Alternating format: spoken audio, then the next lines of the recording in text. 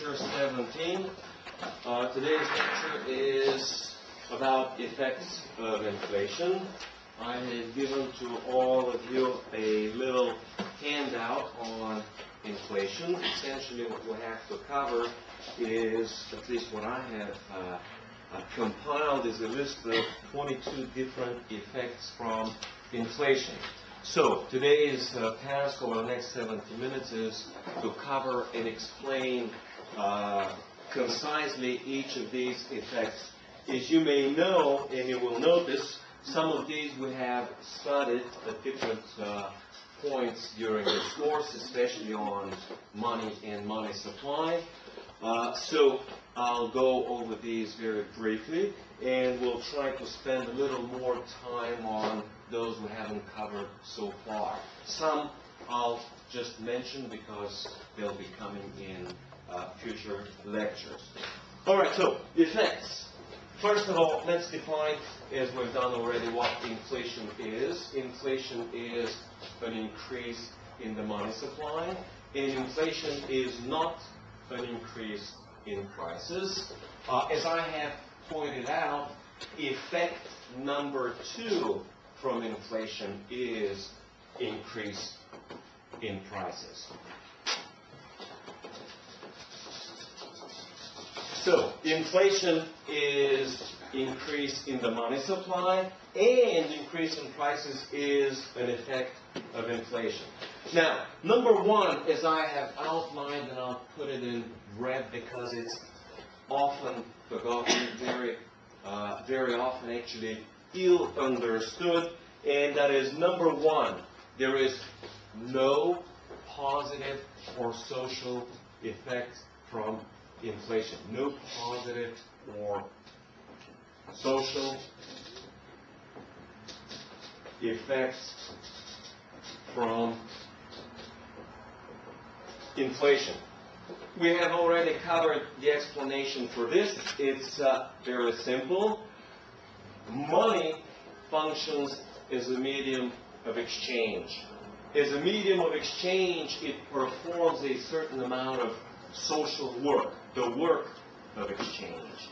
If we increase the money supply, whether by 1% or 50% or 150%, the amount of work in terms of exchange will not increase. Whatever the quantity of money, the quantity of exchange will be made anyway. So, from a point of exchange point of view, further addition to money does not provide any social positive effect whatsoever. We move on to number 3. Number 3 is distorts relative prices. So, one of the other main effects from inflation is that it distorts relative prices. This occurs because as new money enters into the economy, no matter how it enters, it will be first spent on some things rather than others. So those things that it's spent first on, its prices will rise faster or sooner. As such, distortion of relative prices has, as a consequence, the result of providing erroneous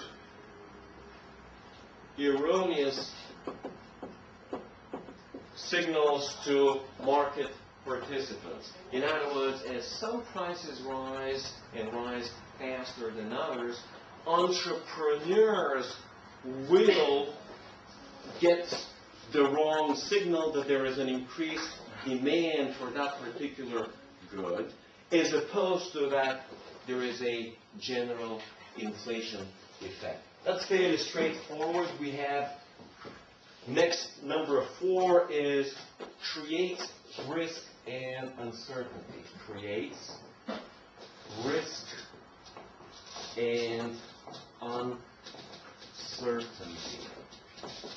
Now, first it is important to understand that in an economy, there is always risk and there is always uncertainty. These are omnipresent. They are present at any point in time and everywhere in the economy. There is no way in the economy to avoid or eliminate risk and uncertainty. These are always present. However, inflation adds yet another layer of risk and uncertainty, and that is of higher prices down the road. It adds that layer both for consumers and it adds that layer for producers. For producers, it adds the layer because it may artificially increase the prices of their inputs down the road, maybe a year, maybe 3 years down the road, and send the wrong signals by seeing them first, their consumer prices rise. They would think that at current input prices, their business will be profitable, but as the time passes by, their input prices may rise and rise faster than the output prices, and their business may turn out not to be profitable, but instead lossful. So, inflation adds yet another layer of risk and uncertainty, as economic participants or agents will not know both what the ultimate prices will be for output, but also prices for inputs. Number 5 is the so-called income diffusion effect. Income diffusion effect. And this is an effect that we have already discussed. Simply put, this is the distortion, or the, let's say, the redistribution of income from those that receive the inflationary money late to those that receive the inflationary money first. In other words, those that get the inflationary money first, they see relatively low prices, and they enjoy the inflationary money at lower prices. As time passes by, maybe 6 months, maybe 9 months, maybe 12 months, and prices rise due to the overall inflation in the economy, that is, due to overall increase in prices, which is effect number 2, the late receivers of that inflationary money will be facing already the high prices. In that case, we can say that those that face early on the low prices benefit more or less at the expense of those that face the prices late in the inflationary process. All right, we can say further within this number 5, but we can also separate it out as a separate, is that inflation benefits the inflators. Inflators, we call those that actually create the money supply, those that actually increase the money supply.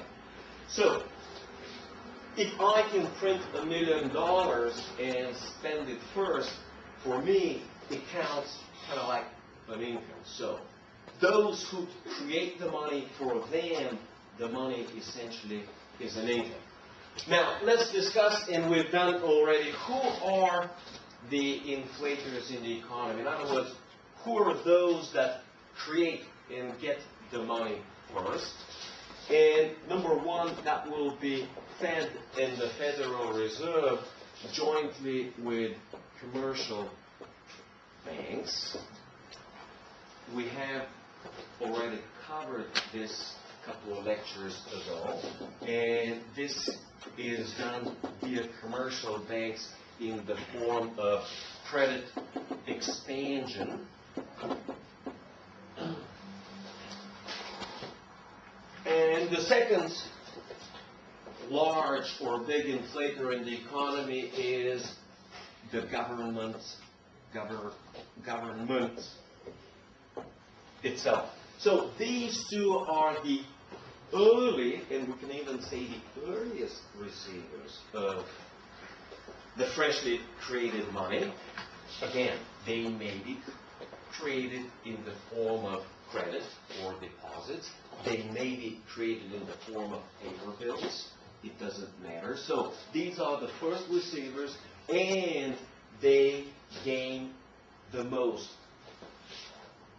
Okay, so let's see quickly some of the groups that get hurt. So inflation hurts fixed income groups. These are groups of people that live on fixed income, which is to say that they get the same income no matter what the inflation is. So they may be getting on some sort of annuity that is not adjusted for inflation. So each month they get $100 month after month. But if inflation is, let's say, 50% over 5-year periods, after 5 years, the purchasing power of that $100 will be substantially less. So these people are hurt, which simply means that they are hurt at the benefit of the inflators. So in this sense, this represents a redistributive process in the economy. Another group that gets hurt is existing creditors.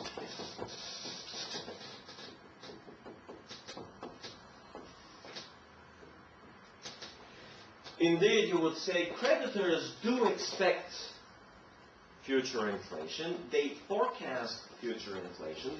They allow themselves an inflationary premium when they provide for a credit. But oftentimes, it happens in real life that inflation is a surprise inflation. It is unexpected, not well accounted for, and then creditors are not well protected, meaning that they have not accounted or forecasted well inflation, so when inflation surprises them on the upside, they are clearly the losers. Also, it may hurt them in a completely different way. Creditors may be using as an inflationary proxy CPI, Consumer Price Index, and they may be factoring in increase in consumer price in the Consumer Price Index. Yet, if the Consumer Price Index is underreported, as it usually is, both by the U.S. government and by the Bulgarian government, then creditors may sometimes unwillingly or unwittingly get hurt. Moreover, even if they realize that they get hurt, they sometimes cannot get the true number of what the actual inflation is. They can only get proxies and guesses in different times. All right, number 9. Well, it simply hurts all holders of money. As I have explained in one of our early lectures on money, it always happens that money is always owned by somebody. If we have a money supply of $1 billion, that $1 billion at any point in time is always owned by somebody. Thereby, in this sense, people cannot and can never get rid of their money supply. You may think that, oh, if there is inflation, I'm simply going to get rid of my money and my money holdings, and I will not get hurt by inflation. And it is true that one person can do it, or two people can do it, but everyone certainly cannot do that. Because ultimately, when you spend the money, someone else will have it, or someone else will hold it. So in that sense, there is always a holder for a monetary unit of money, and that holder, whoever that holder is, actually all holders, will lose more or less the money, the value that money has for the increase in money. In other words, if this year there is a 10% in inflation, all holders of money will lose more or less 10% of the value of their money. We had a special name for this, which was inflation tax. Excellent, excellent. Inflation. Also, we explained early on that the losses of fixed income groups, the losses to creditors due to surprise inflation, and inflation tax itself is the source of profit or the source of benefit of the early inflation. So in this sense, these three groups, 7, 8, and 9, their income is taxed away or redistributed to the early inflators. Number 10, increases consumption investment ratio. Increases. C stands for consumption and I stands for investment ratio. Is this good or bad? Well, it depends on how you look at it, but the ultimate result is that people consume relatively more and invest relatively less. If people consume relatively more, it makes people think that they're better off with inflation because inflation induces them to do so. At least early inflation, people feel that they have more wealth, that they have more purchasing power, at least before prices have risen. So they feel wealthier and thereby spend more, which you call consume more. The result, the mirror image, is that whatever is produced is either consumed or invested. The result is that relatively less will be invested.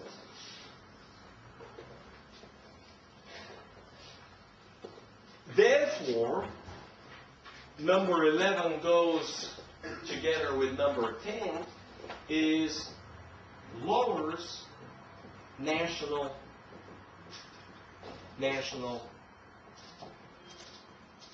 savings.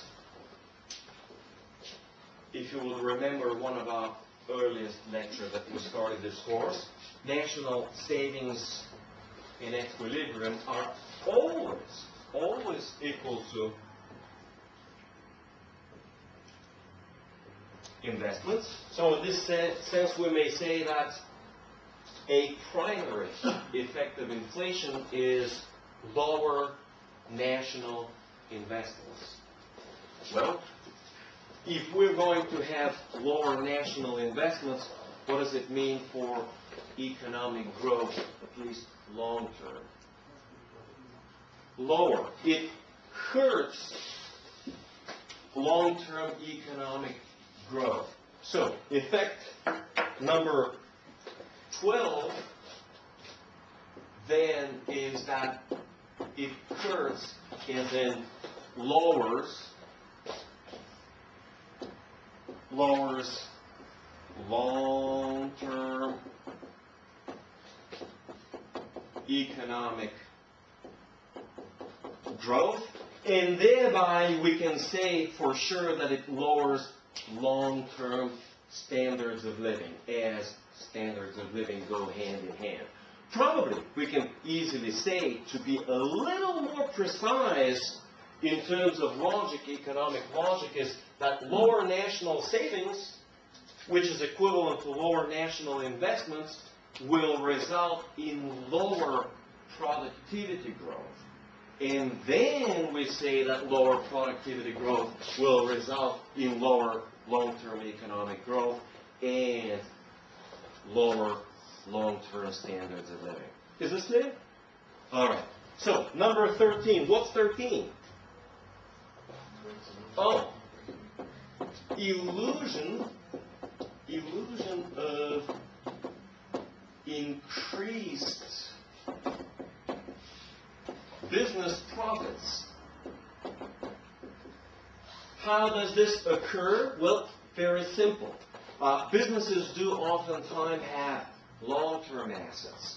For example, a tractor, which they don't buy every single year.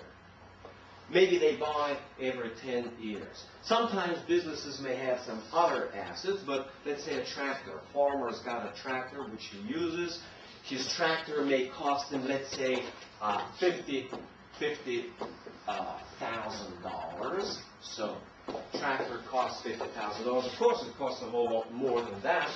And if he's going to be using it for 10 years, then the depreciation will be like $5,000 per year.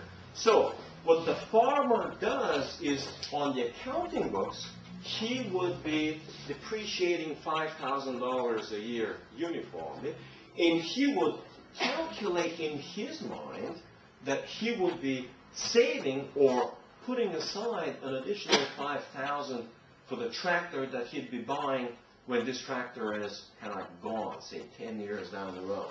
So, the guy will be putting aside $5,000.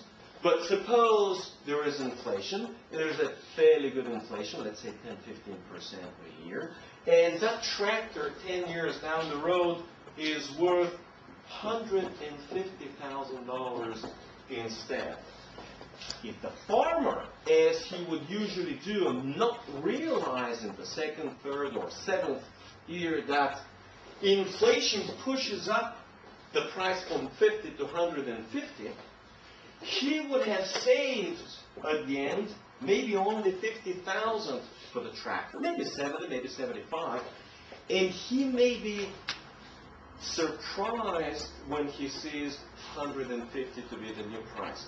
At that point, when it's already too late, when time has passed, he realizes that he has undersaved in his own business. He realized that he did not allow for proper depreciation. In other words, he did not allow properly for inflation. So at this point, he undersaves in his business, which in other words says that he should have been accounting for $15,000 annual depreciation, and he should have been depreciating his tractor by $15,000, but instead he was depreciating by $5,000, and thereby he was overstating his profits by $10,000 annually. So, this overstatement of $10,000 more profits effectively creates what we call an illusion for increased business profits. That illusion fools businessmen that they're having higher profits. They consume more out of them, and therefore they do not save sufficiently for their business. That's yet another reason or rationale why long-term economic growth will be hurt, as businesses will reinvest relatively less by saving less in their own businesses.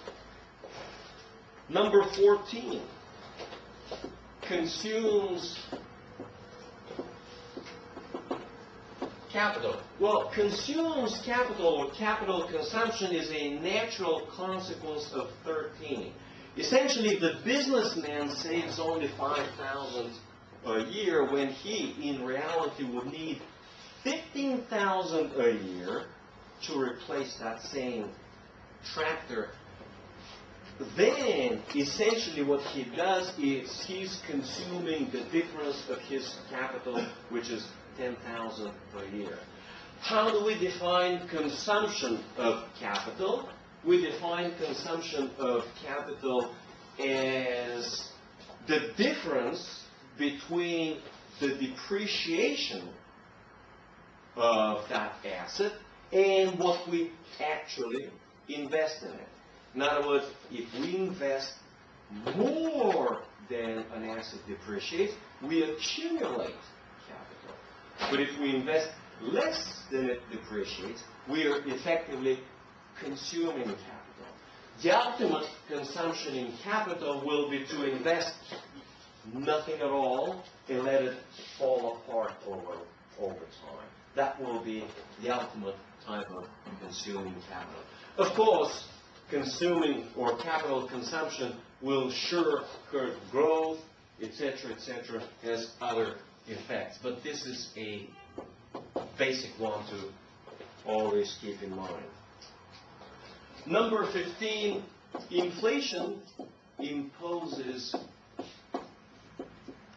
manual costs.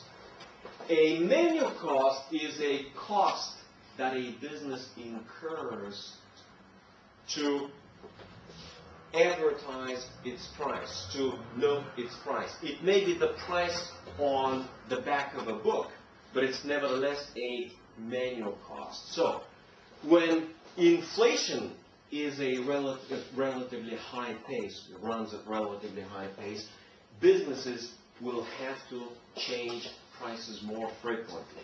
Manual costs originally come from the concept that a restaurant prints its prices on a menu. So if there is a fairly large, let's say, inflation of 10 or 15%, a restaurant may feel compelled to change the menu every, let's say, 6 or 12 months.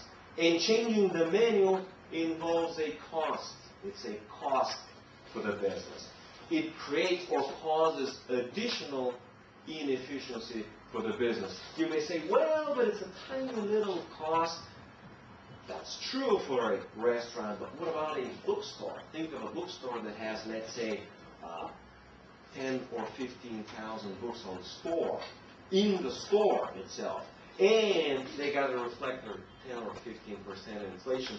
And they got to hire a person full-time to put in, to compute the new price, print out the new price sticker, and then stick it on the back of a book. So instead of $10 to be $11, instead of $50 to be $55. That's a substantial cost for a bookstore. What about a car dealer? If you have a large car inventory, you may feel compelled at every 2, 3, or 5% to raise the price because of $20,000.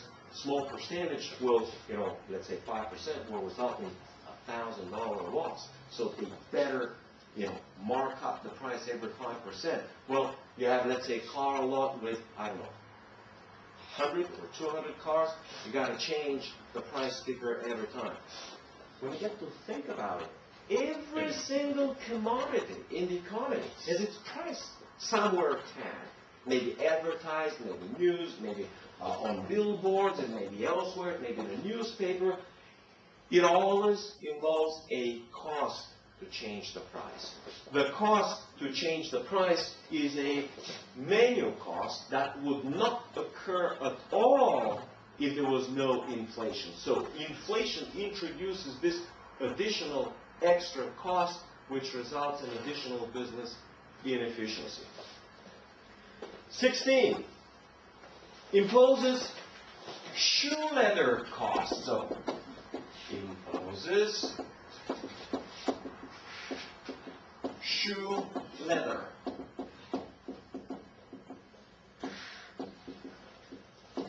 All right. A shoe leather cost is usually considered the cost for managing your money by making trips to the bank. If, for example, there is a relatively high inflation, let's say at the level of hyperinflation, and, for example, the annual inflation rate is 150%, then it will not be surprising to see a monthly interest rate of 10, maybe 12, maybe as far as 14% per month. If that is the case, and you hold your money in your pocket for just 2 weeks, you could lose on your money for 2 weeks, for half a month, easily 5, 6, or 7%. That's a substantial loss on your money. When inflation is very high, nominal inflation is very high, and nominal interest rates are very high, people will exercise a tight management on their money.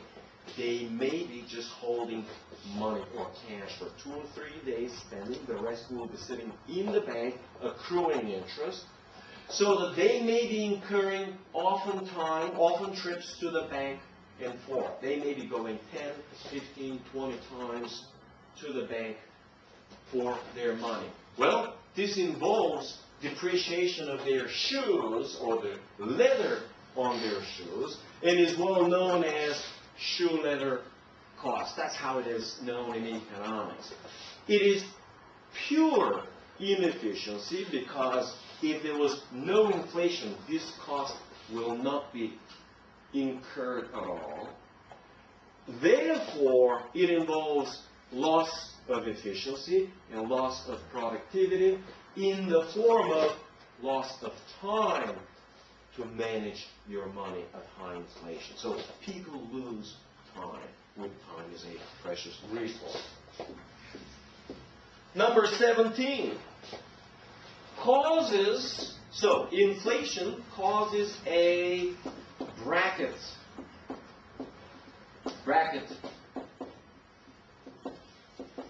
creep. Here, I'm not going to provide an exact example, but I'm sure going to provide you the idea of what a bracket creep is. First of all, bracket refers to a tax bracket. Tax bracket is the percentage that people pay on their taxes. There may be businesses that they pay on their business or corporate taxes. Maybe people or individuals paying on their individual taxes. The tax bracket refers to the range of income for which you pay a certain particular rate. Just for illustrative purposes, not exactly the same, but it's roughly similar. If you are getting between, let's say, $0 and $10,000 in the United States, you pay roughly 0% taxes. So, between $0 and $10,000 income, your tax bracket is 0. If you are earning between $10,000 and $20,000, you pay roughly, approximately, 10%. And 10% is your tax bracket. Just an illustration. Then, if you are earning between $20,000 and $30,000 US dollars, you'd be paying approximately 20% on your income taxes. And let's provide one more example. From 30 to 40,000, you'd be paying 30%. So, between 20 and 30, your tax bracket will be 20%. Between 30 and 40, your tax bracket will be 30%. So, all I've explained so far what a tax bracket is. A bracket creep refers to the phenomenon that when your income increases, maybe due to inflation, you get pushed from one tax bracket to the next, and maybe to the next, and maybe to the next. I provide usually in these lectures a very nice example. When I was in 1995 or 6, a doctoral student at the Ohio State University, I was getting about maybe $900 before tax. So annually I was getting just about, for 10, 11 months of work, I was getting just about $10,000 of income. On $10,000 of income, I was paying roughly an income tax of 0. Now, which now means 2004, I had a good friend of mine, Bulgarian, who who was a student at Ohio State, and he told me that their stipend had increased tremendously from 900 all the way to 1,500. I said, wow, that's great. You've got like a 60% raise, only to realize that, oops, between 95 or 6 until 2004, inflation has been even higher. Prices of gasoline have more or less doubled by the same period. Rents, they more or less doubled. I was paying $270 rent. The guy was telling me he was paying $550 rent, practically doubled in 9 years.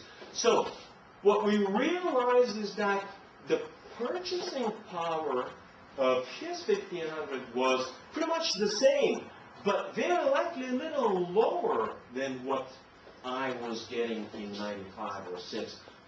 But guess what? This guy was getting, what is it, $1,500 a month, 10, 11 months, about $18,000.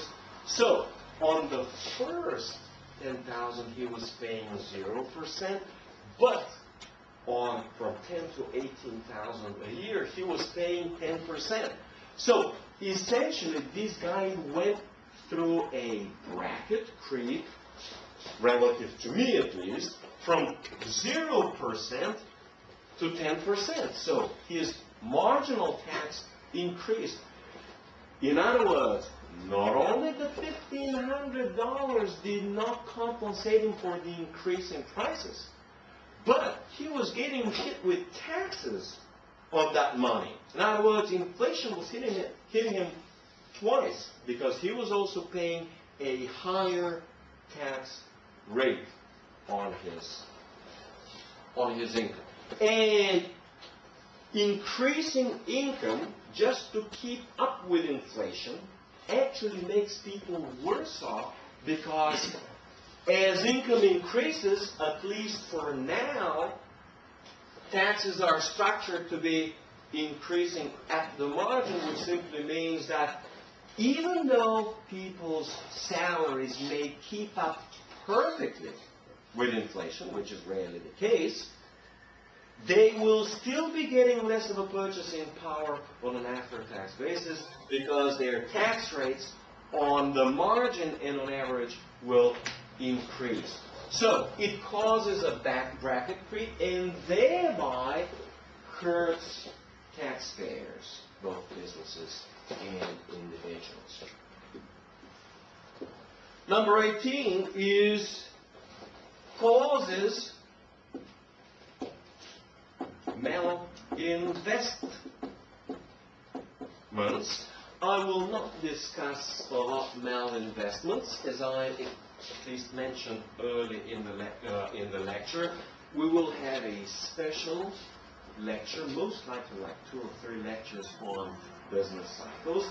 What we simply say for now is that because inflation has, as another side effect, artificially lowering interest rates, which is actually due to credit expansion, it provides businesses with the wrong signal of profitability, in other words, on the cost of capital, and makes businesses make certain investments that they otherwise would not make.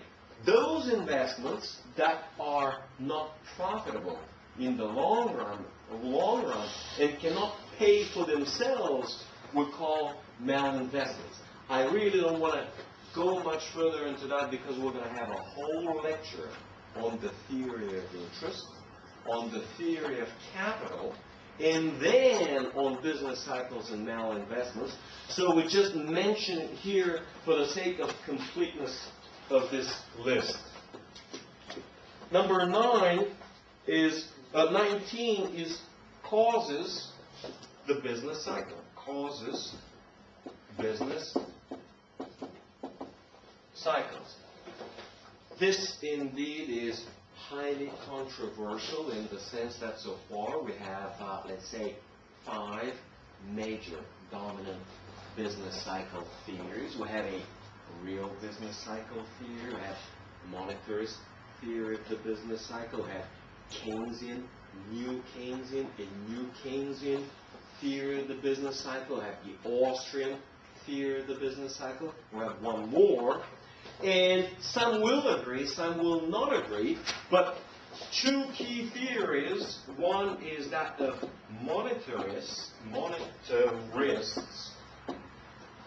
and Austrians will definitely claim and develop a sophisticated theory that inflation does cause business cycles.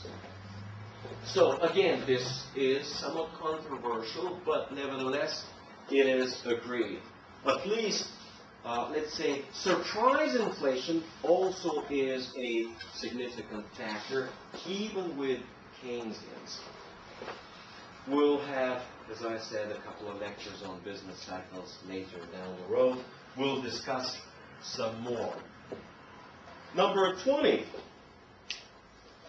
causes currency debasement. Currency debasement. As we discussed very early on money and money counterfeiting, in general money, to debase comes from the word base, which means, or comes as a base metal, like copper, iron, etc. And to debase means to replace a precious metal in a coin with a base metal, thereby lowering the coin's value. So, currency debasement means that the currency loses its value relative to precious metals like gold and silver, in relative to other currencies. If a currency is debased, it has, as a consequence of its own, currency devaluation.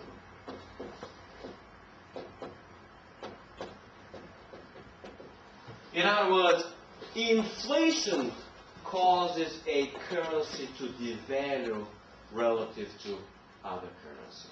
It assumes that other currencies are not inflated. In other words, a different way to say this is you have two currencies. One currency is inflated at 5%, and the other currency is inflated at 10%. The one currency which is inflated at 10% will lose value relative to the one at 5% at 5% difference. So the inflation differential will be the devaluation. So it will be losing value at the difference. The loss of value of one currency relative to another currency we simply call currency devaluation. That's 20. 21. I'll probably, let's do this here. I'm going to wipe off this part as we have only 1 or 2 more. 21. It is a consequence of currency debasement and currency devaluation, which we simply call a falling currency. A result of a falling currency is rising prices of imports. In other words, imports become more expensive. An example will be in modern days, let's say, of oil. Oil has gone up in dollar terms, and as the dollar loses value relative to other currencies, the price of oil in dollar terms rises relatively much. For example, there has been a period in the early 2000s, let's say 2003 and 4, when the dollar was falling rapidly. Oil prices were rising rapidly. There's been a major complaints in the U.S. that oil prices were rising fast. But at the same time in Europe, as the euro was itself stable, oil prices in Europe were remarkably stable. They didn't go up much, if at all. So, in the U.S., everybody felt a major pain due to substantially rising oil prices, while in reality, oil prices didn't go up. in euro terms or in terms of any stable currency. Oil prices were going up because the dollar was going down. In other words, because the dollar itself was devalued. So we say 21 is actually a consequence or a result from 20. Okay, in 22, finally, 22. 22 is strengthens industrial cartelization. So, let's say shorter, promotes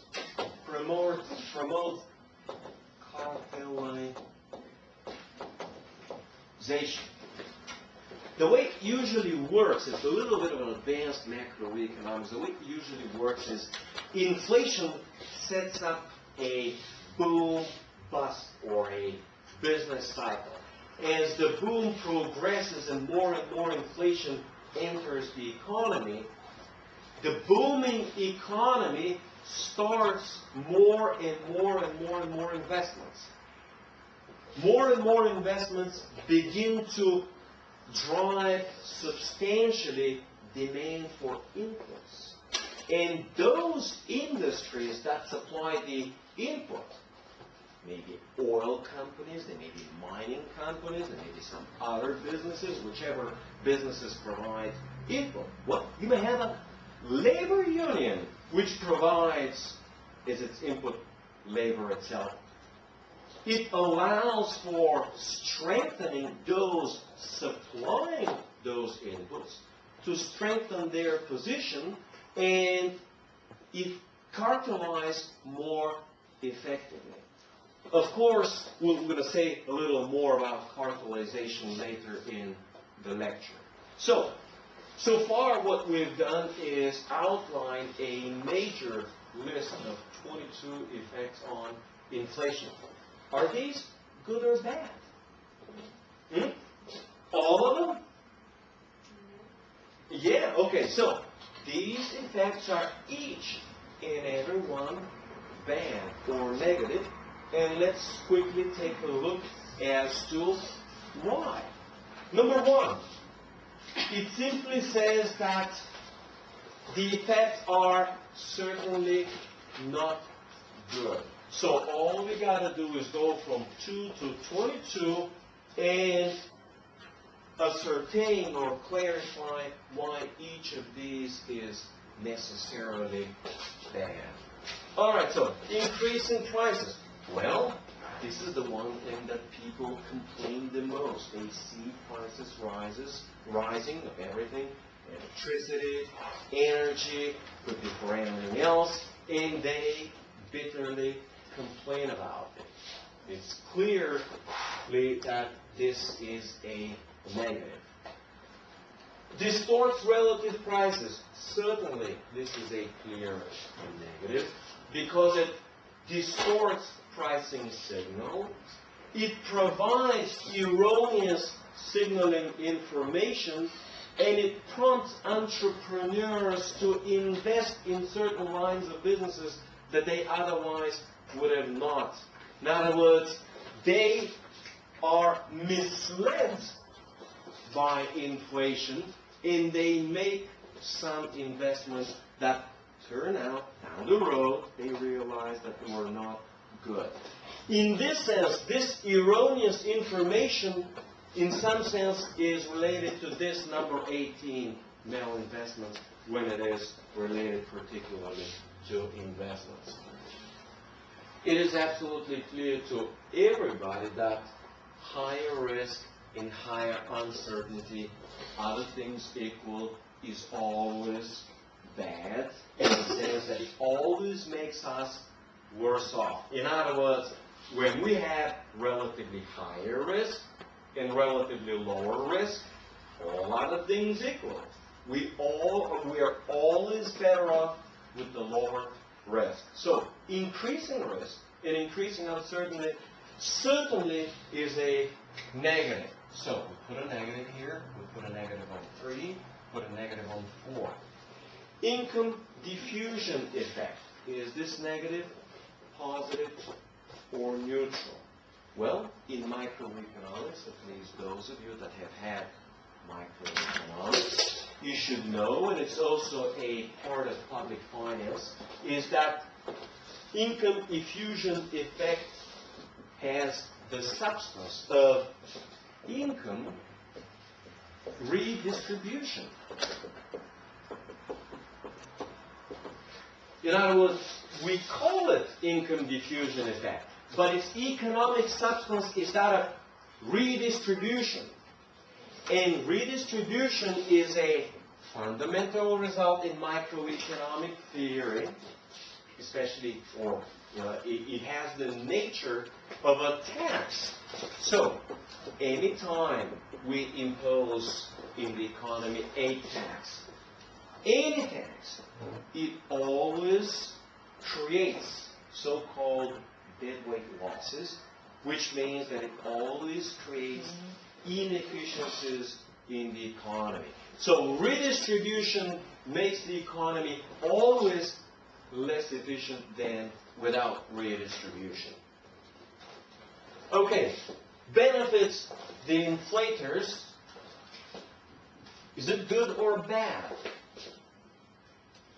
Well, it's always from whose point of view. If I was the inflator, that would be, inflation would be the greatest thing in the world, you know. I'd benefit directly. So, it is good for the inflators themselves, but overall, for the macroeconomy, it is certainly negative because the inflators' benefit has the nature of a tax.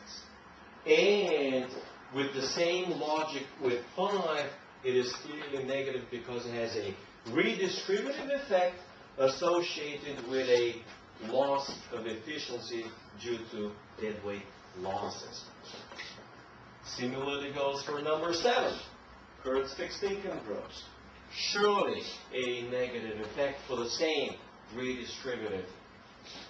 Kurt's existing creditors, again, due to redistributive or tax effects, it is strictly negative. Kurt's all holders of money. Yes, indeed, it imposes a tax, an inflation tax, and as any other tax, it introduces inefficiencies in the economy. Increases the consumption to investment ratio, again, negative or positive depending from the point of view. From the point of view of today's consumption, yes, it is good. It's okay. We increase our consumption today. But we increase our consumption today only because we underinvest in our future for tomorrow. Or we underinvest what is called for our children. In this sense, this is clearly or definitely a negative. Lowers national savings. Yes, it is clearly a negative because of the next one. Because it lowers long-term economic growth. So the reason for 11 to be negative is in 12. Illusion of increased profits is strictly negative because it fools entrepreneurs. They have higher profit. It fools them to overconsume and thereby underinvest in their businesses and thereby jeopardize their business or at least lower the return on their business by underinvesting in it. Consumes capital clearly is a negative, as capital is the productive, let's say the productive capability or capacity of the economy in our future. Manual cost is also strictly negative, no question about it. By making people change more often prices, there is nothing to benefit from it except for waste time, waste money, waste resources, which in economics we call by introducing inefficiencies. So that's strictly a negative. Imposes shoe leather cost. Sure, that is strictly negative, as shoe leather costs consume resources which otherwise would not be consumed. causes a bracket creep. Bracket creep is negative because whatever the taxing structure is, it only increases the tax, and it is a general result or theorem in microeconomics that when a tax is increased, the dead weight loss associated with it also increases.